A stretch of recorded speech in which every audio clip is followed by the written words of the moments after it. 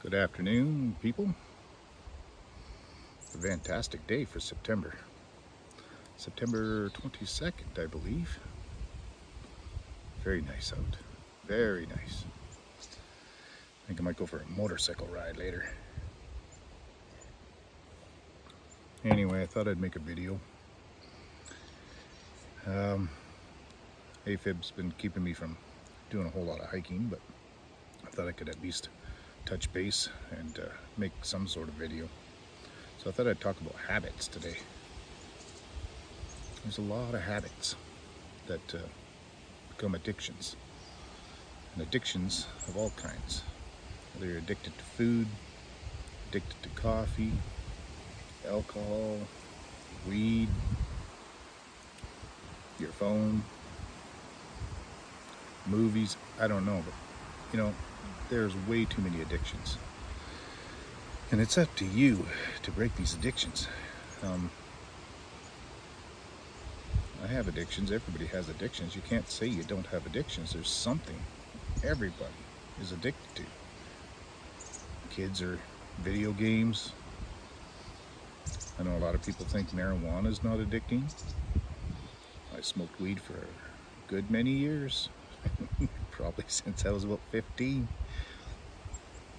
And I quit, then started, and quit, then started, and quit, then started. If you're really not addicted, let's see you go without it for 6 months, at least, to a year. And see what happens. See if you can do that far before your brain starts talking you into reasons why you shouldn't quit. Because it will. I don't smoke it anymore. Mostly because of the AFib. If it wasn't for the AFib, I probably would smoke it. But it slows you down. It draws some motivation away. You're not driven as much. I know a lot of people, they say they're driven, but they'd probably be driven even more if they didn't smoke it. And alcohol. Alcohol is another one. I really don't have a problem with the alcohol. I can take it or leave it. But I have quit that probably a dozen times, maybe more. And even to this day, I just do it in moderation. I'll drink 3-4 drinks. If I've got friends over, I might drink 6. But I call it quits at that point. And I'd really like to just quit completely. It's a little windy. Not going to be many leaves left on these trees. But the alcohol is a big one. It does a lot of damage. Maybe not at first. You don't notice it. Hey, Taz, my little buddy down there. But I keep getting off track. Anyway, the alcohol is very damaging. Liver, you end up with cirrhosis. You don't even know it until your doctor tells you, guess what? You've got so much scar tissue on your liver. There's no going back to it. Even though your liver is an incredible organ at healing itself, it's still. It can only take so much. The heart, if you drink lots, at some point, your heart will probably enlarge and cause you problems. Your kidneys, you know, you put them into overtime when you're drinking. I used to drink a 6-pack, and I'm sure I would pee out a 12-pack. I couldn't even go fishing when I'd have to drink 6 or 7 beer before I'd get into the fishing boat, just so that I didn't have to go pee when I got on the boat. Jesus, it was bad. I'd have to pee every 15 minutes. Crazy. But I don't really miss the drinking. The thing about drinking is that your social life, it starts to become kind of dull. People stop inviting you over. People don't call so much anymore. The alcohol really is a social binding thing. Without it, your life kind of goes a little bit downhill, but you find other things to do. You got to find other people that don't drink. Find hobbies. Like, I like hiking, so that's my hobby. That's my thing. And I had a friend over not too long ago, and we drank 4 drinks. He's not supposed to drink. I'm not supposed to drink. But doctors always say you could drink, just do it in moderation. Which never works out, because nobody ever really drinks in moderation. There's only a few people that I know that can say, okay, that's enough, I'm all done. Because once you get going, you start having fun, you're laughing, you're having a good time. You don't want to say, that's it, let's shut her down. So, alcohol, it's tough, really tough to quit. You end up kind of bored without it, especially for a lot of us that grew up drinking. I mean, my parents drank, everybody around me drank, my friends drank. When I was younger, I thought drinking was just a normal thing. I thought everybody drank. And, you know, when you look around, it almost seems like everybody does drink, especially back in the day. Not so much now. They legalized marijuana in Canada here, and I think that probably keeps a lot of the younger generation from drinking. As long as they got something to get buzzed on, they're happy. The only thing is making it legal is making it so that they buy more, they smoke more, they develop a tolerance, so then they got to get more THC, so they buy higher quality weed, to a point where they're buying shatter, because weed doesn't do the trick anymore. They got to buy shatter and smoke shatter. Same with alcohol, right? In alcohol, you drink, and if you drink all the time, you can almost avoid the hangovers because your body is used to it. And you can tolerate a lot more. Some people drink for hours. They'll drink right into the next morning. I used to be one of those people. Go camping, you drink for 3 days. It was a long weekend, you drank every day you were camping. Drink when you're fishing. Drink when you're sitting by the fire. And then you quit drinking and people just stop inviting you out. It's kind of a shame. You start wondering, all those friends I had for so long, are they just drinking buddies? I mean, if you take the alcohol away, they just don't visit anymore. And they kind of stop inviting you over. But that's life. That's just the way it is, right?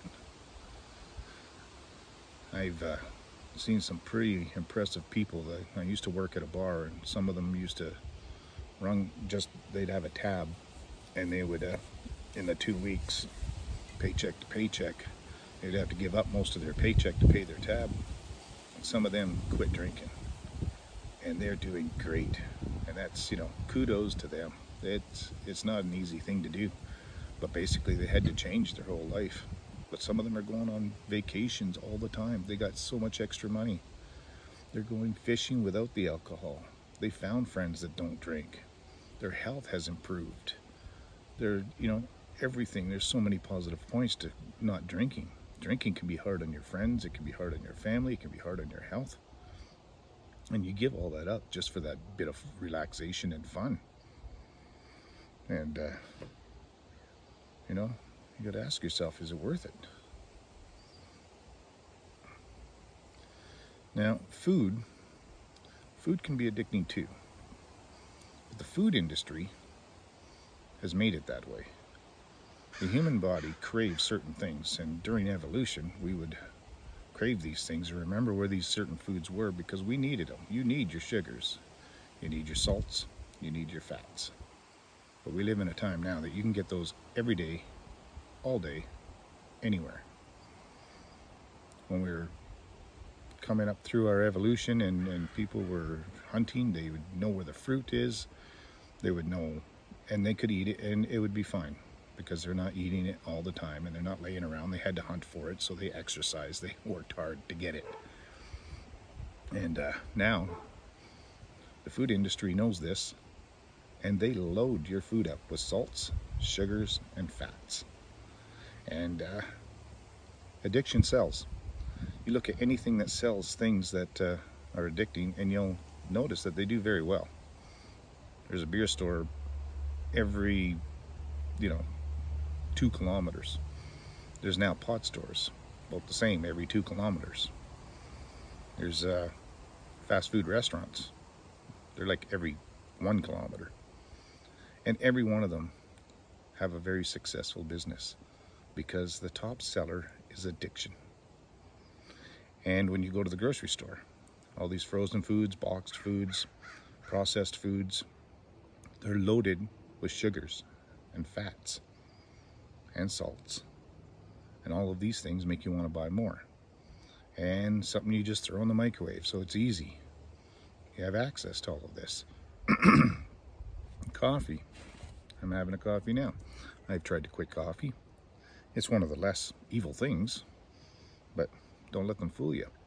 There's only about half the things about coffee are good for you. The other half are not. But once the caffeine starts going, most people can't start their day without having a coffee. And I see those lineups at these coffee shops. Well, Tim Hortons and Starbucks and even McDonald's now. The drive-thrus in the morning are almost out to the street. It's like, are you serious? You couldn't make coffee at home. Coffee at home's 30 cents. You go buy a coffee, it's $2.50. You add it up. You know, you're spending probably $100 a month on coffee just going through the drive-thrus. You're wasting your time. You're wasting your money. But we do it. And that caffeine sells. Again, they have no problems having a successful business. And the markup on coffee is crazy. You know, $2.50, you can get a whole can of coffee at the store for $8, $9, and you can make 200 coffees. But people don't do that. They get hooked up and build habits. These habits are, you know, it's how these big box stores get you coming in. They have a lot of stuff on sale, good deals, but then there's other things that aren't good deals. But once they get you in the habit of going to the store, then you go to the store all the time. That same store. Excuse me, my voice is starting to go. Inflammation, which coffee can cause. Probably not the coffee itself, but the sugar and the cream that's in it. But we have a Walmart just down the street. We don't go to the corner store to get our stuff. Even if you just need a jug of milk, maybe some eggs, you'll go to the store where you have to walk a half a kilometer across the store to get, you know, the jug of milk. Why not give that business to the local store that could use it? Your local people, these mom and pop operations, they would appreciate your business. But you get in the habit of going to these other stores, and then you go to the store and you go to get milk and eggs, and you find out that you walked out with $100 worth of other stuff.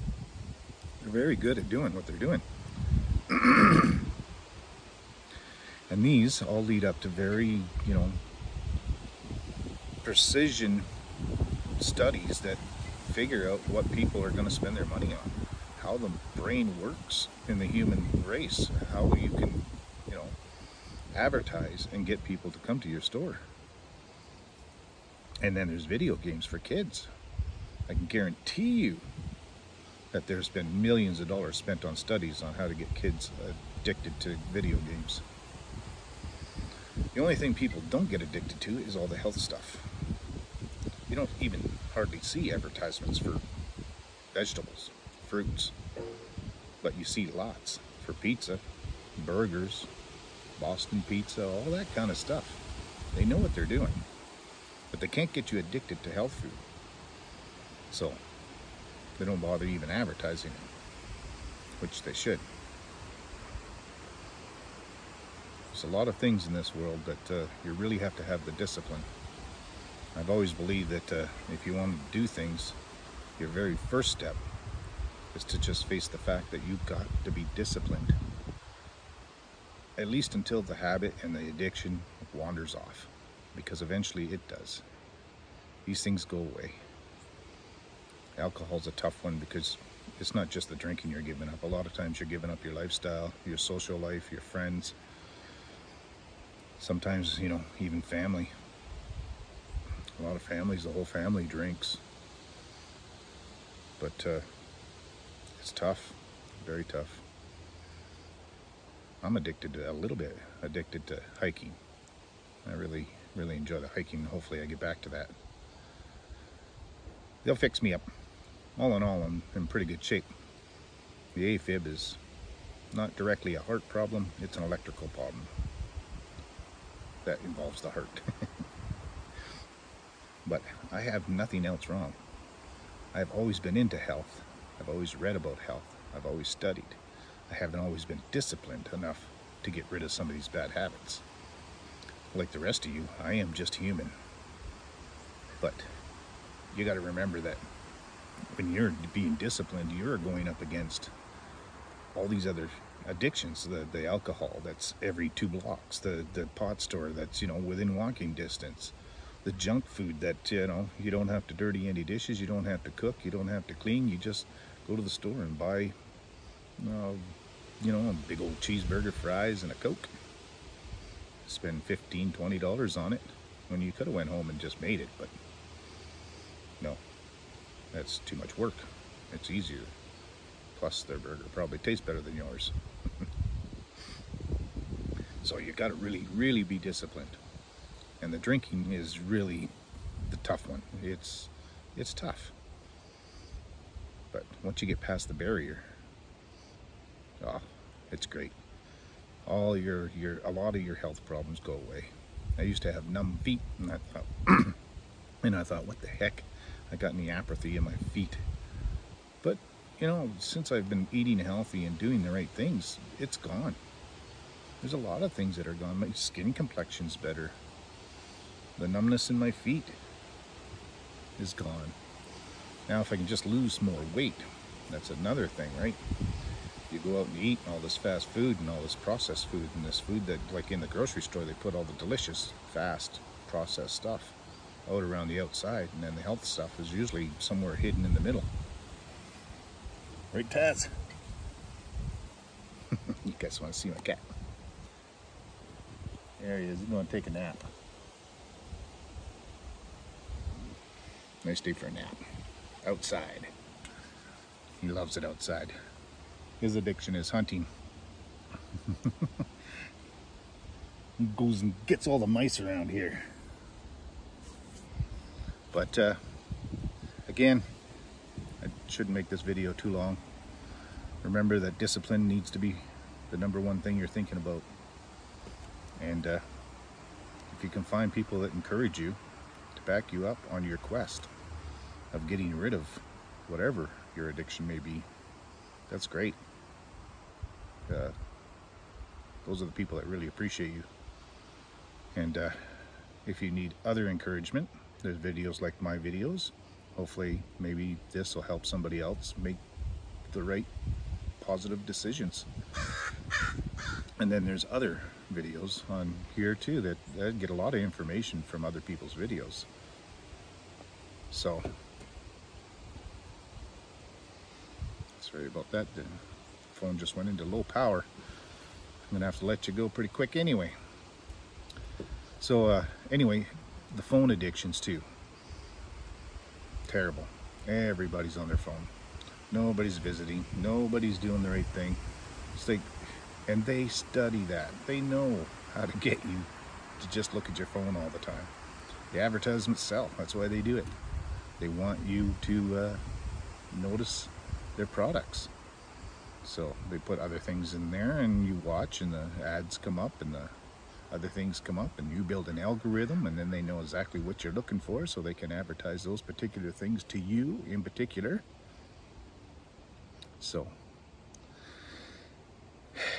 be aware. Don't get suckered in. Go for the health.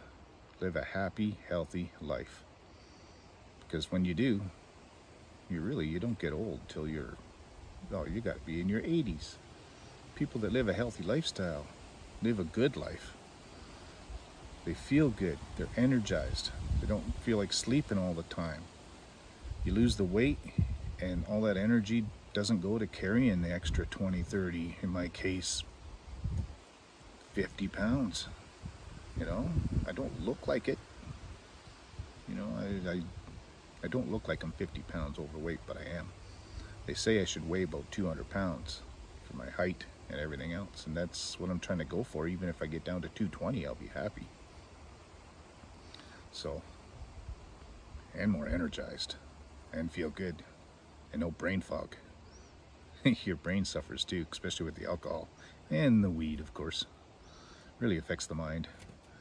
You wake up in the morning, you're hungover, you're brain fogged, you can't think straight. You get high, you can't think straight. Your memory's shot. Your short-term memory is just, you can't remember shit. But it all goes away. So keep it in mind. You can feel great. I'm going to get rid of this AFib, and I'm going to go back to hiking, and my positive thinking, everything else, it's never coming back. I'm going to get rid of it, and it's not coming back. I don't care what people say. Some doctors will tell you this and tell you that, and then you find out that they were wrong about things. I got a short story I want to, it has really nothing to do with addiction, but it has to do with the doctors and the, our medical system in general. It does not help when it comes to your health. They throw pills at you, they'll give you things to fix the symptoms but not the problem. And we get this eczema cream. My son has had eczema for a long time. Uh-oh, I think my cat just got something. Taz, you leave him alone. But the medical system just wants to sell drugs, it seems, the pharmaceutical company, and the drugs are pushed by the doctors. They're like the salesman, they're the drug dealer. If you go there, most often, they'll just send you home with a prescription. But this cream that we get, it actually gets rid of the eczema. He's had eczema really bad in his hands, cracked and bleeding and dried right out. And I even had some just starting on my face here. And they, in this country, they say there is no cure and they cannot fix it, and they, and they sell you stuff that doesn't work. You go to the store, even if it's prescription, it just doesn't seem to work. But my wife knows this lady, and she's East Indian. Her family comes from India, and her dad's a doctor in India, and he makes up this cream and he sends it over to us, and it is incredible. It works. It's like, why can't we have something that works here? Why is it that you have to reach out to another country for a solution that we should be able to deal with here? More than likely it's because they know they can deal it with, they can, if they give you something that works, they can't sell you anymore. So they give you stuff that doesn't work, and then they can sell you more, and you keep trying different stuff, and you keep spending money on this stuff. And I think that's the whole plan. Christ, I bought ant killers things that they don't work. I've tried them 3 times. I put a whole fucking 6 things on a pile of ants, and all they did was incorporate the damn thing into the nest. It didn't work at all.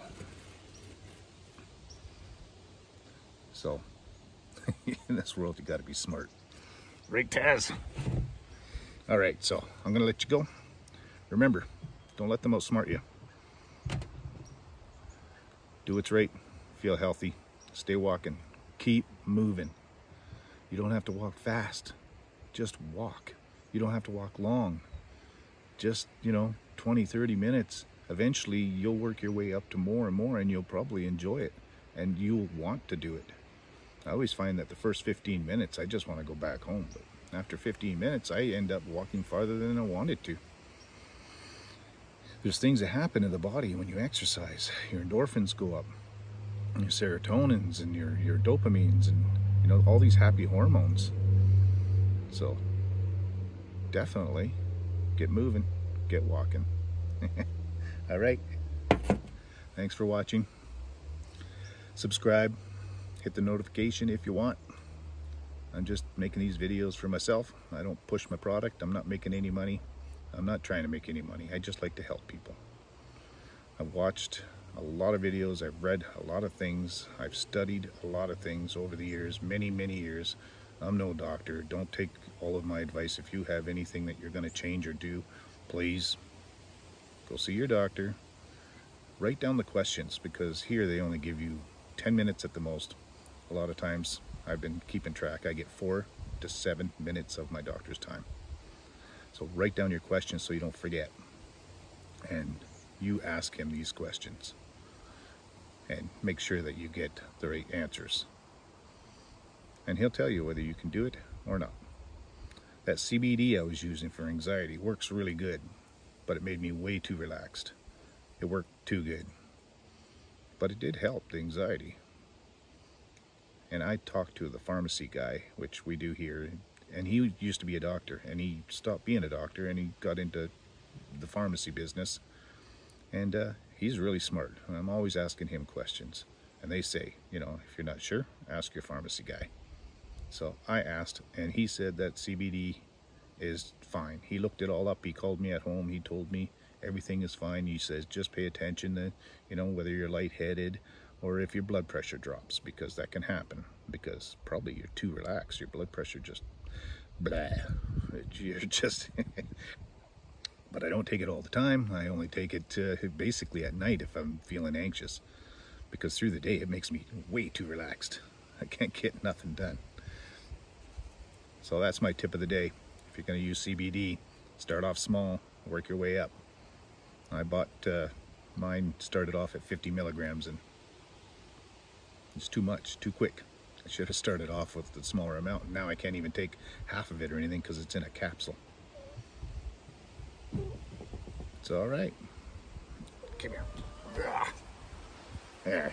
Say goodbye, shithead. Right? My little buddy. Okay. Enjoy the rest of your day. Go for a walk. Thanks for watching.